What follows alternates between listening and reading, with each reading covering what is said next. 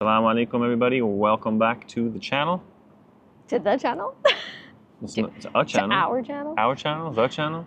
Yeah, so I think it's been a while since we sat down and did a video. We've mostly just been like doing vlogs, but I'm sure you guys are really interested as to what's going on with our life. Yeah, so here we are, sitting in beautiful Malaysia, Kuala Lumpur to be specific, and we thought we would kind of give you guys a reason why we believe that leaving Canada is definitely the right choice. Yeah. I think the number one thing that we can agree on is the weather. I will never, ever disagree with that. Yeah, so the weather has been incredible. It's the same year-round.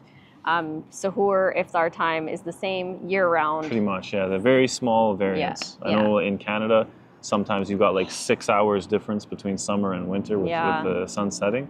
Sun rising, so it becomes a little bit more difficult. Ramadan is really hard in Canada, especially in the summertime when the hours are really long. Yeah, it's like breezy. It doesn't feel like super hot. It's perfect. Honestly. One thing that I love about KL in particular is that it can be super hot and sunny, and then the rain will come in and cool everything off, and then it'll get humid. Yeah. But there's a lot of cloud cover throughout the day because you are in the rainforest essentially, so you do get breaks. It's not like in Dubai where it's like heat all the time and you can't get away from it. You feel like going inside. You feel like you're being cooked in Dubai. I don't feel like that here. I just feel like it's a consistent. It's kind of like a sauna.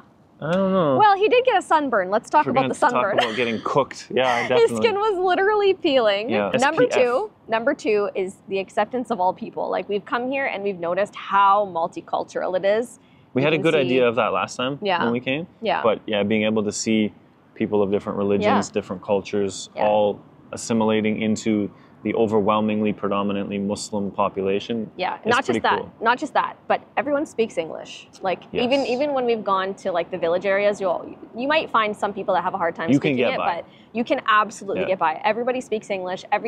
Where you go, there's signs in English. Like, there's no like language barrier here that we've found, and it's fantastic. It makes us feel like at home. Unlike when we were in Turkey last week in Ankara, like nobody speaks English. And not just that, but like no signs are in English. No signs are in English. The food, like you pick up menus. Food, the menus, like everything is in Turkish, and there's no like translation to English. Wait, is it still called Turkish or is it like Turkish? Turkish. I don't know. I'm not sure. But anyways, let us know down below. Yeah. I don't know. And then the third one would be the cost of living. Yeah.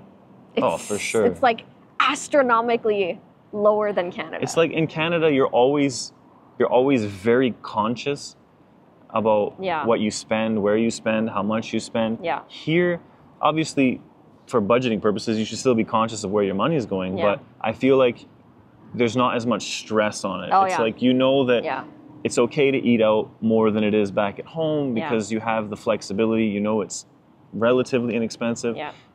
Depending where you go, you can eat super cheap. Yeah, you can eat cheap. So for instance, to give you an example, a family meal for all of us is generally over $100 back in Canada, and that's like not exaggerating. That's like how much it costs. And here, you can get by on like $20, $30 and like get a lot of food for the whole family to eat. And while we're talking about food, I will say that I am a Tim Hortons addict. So all you Canadians out there, you know what I'm talking about. I don't care about Starbucks. It's boycott. But boycott here for sure. Yeah. Stock prices have plummeted here.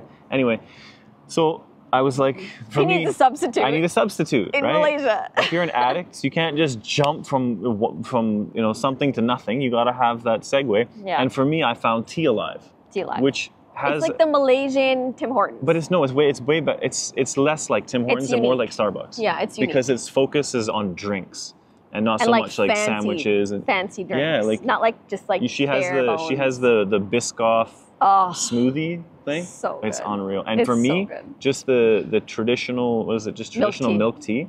It's so good. Chef's kiss. So good. So shout out to Tea Alive. I love it. I'm addicted. It didn't take very long, but I have a new substitute addiction. Yeah. So now he has a replacement for that. So that's good. Anyway, so the second thing is second. We're on like fourth. No. Third, the second thing about cost of living is cell phones. We got a bill. It was like $600 Canadian. And that was like for like 2 months. But then again, we had some roaming charges and stuff in there too. No, there's no excuse. There's no excuse when you find out what it costs for a cell phone here it costs us, and we're still using this. We're still using the data. We haven't repaid it. The data is 10 times the amount of data we get in Canada, by the way. So it feels like that. It's like 80, I think 80 gigs per phone, and then you get your minutes and all that sort of stuff for like $12 each Canadian. Like, let that sink in. $12. Our your cell full phone bill, plan for $12. Our actual cell phone bill in Canada for 2 phones is $200. Yeah.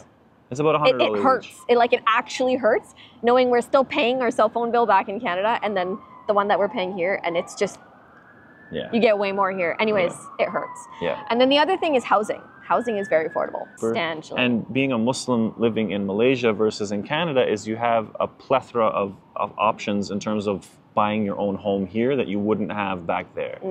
Yeah, so many options. So basically, like when we started off talking about this specific category, cost of living, the money that you would save, you can then use for other things like traveling. Like we're going to Indonesia this weekend. Plan to go to Thailand, hopefully, before we head back to Canada as well. Purchasing extra cups of tea along the way. Oh, you know what I mean? Like you just have the extra money from saving so that you can live in a different way. Like your quality of life is like way better because you're saving money. It's like just from moving from there to here, your tax bracket just increases. Yeah. Right? You have so much more money. Yeah, alhamdulillah. And it's crazy, especially if you're parents and you've got a family. Like we've got 3 kids. And back home, everything is so expensive. Whether it's we don't do with childcare, but childcare for a lot of people is a very big issue. Yeah. Groceries is huge with the cost of inflation and all that sort of stuff.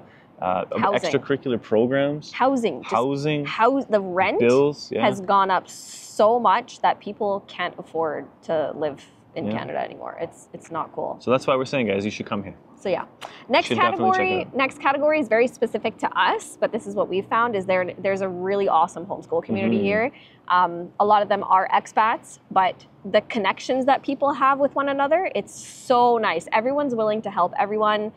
People are just really open and just like ready to, be friends and make connections and invite people over. And the community feel, I guess, is more so like. And I think maybe that's in part due to the fact that there are a lot of expats here. Yeah. So they do kind of stick together as like we're all not from here. We all speak English, and we're homeschooling our kids, so we should stick together. Yeah. So, it's really cool. I love that. Cool. I love that community aspect.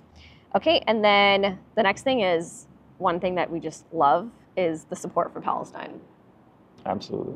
It's everywhere. If you guys didn't check out one of the last shorts that we did, I don't even think it's posted on YouTube at this moment. It will be though. It will be. By that time. We had to go from the boat to our hotel, and it was a 20-minute drive, and the kids counted and videoed a lot of them, 22 Palestinian flags in this short 20-minute drive. Yeah. And this is on an island, which is like the tourist island. So the support for Palestine is immense amazing here. And not just that, but they've boycotted like huge brands. They boycott anybody. If you have any ties to Israel, you're done. Yeah, you're done. I love it. Even we showed up, we're like, oh, let's go here. They're like, oh, we're boycotting them. Like, yeah, really? I think it was like Subway or something. Like, no, we boycotted it. I was like, what? Even my friend, it was Malay. He's like, okay. He's like, wait. He's like, he has to like check with his wife because she's got the list down. And he's like, so are we boycotting them? Are we? He's like, I used to go here to get ice cream, but I can't now because they're on the list. But it's amazing, like the fact that they are so open about their support for Palestine and there's no discrimination against people that are openly supporting Palestine. That's incredible. Like you can't walk in the street of Toronto with like a Palestine flag or a gefia without someone being like, you're a Hamas supporter. Yeah, you're a Hamas supporter. You support terrorism. Or the simple fact that the Premier of Ontario called it like a terrorist flag, the Palestine flag. He called it a terrorist flag. Like, and the fact that you are shamed for standing with the oppressed. You don't find that here. Yeah, no. It's amazing. Malaysia does it right when it comes down to human rights and what's going on in the world. They stand firmly on the side against genocide, and they make no bones about it. Yeah. They're proud of that. Yeah, and so that's definitely a huge reason why we love it. So yeah, if you guys have any more questions, please leave them down below. We'll try to go through those and answer as many comments as we can.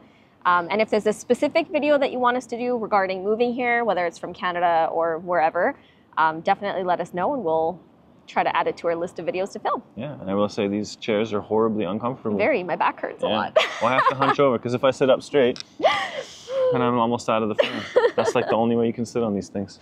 All right, guys. We'll see you in our next one. All right, guys. Assalamu alaikum.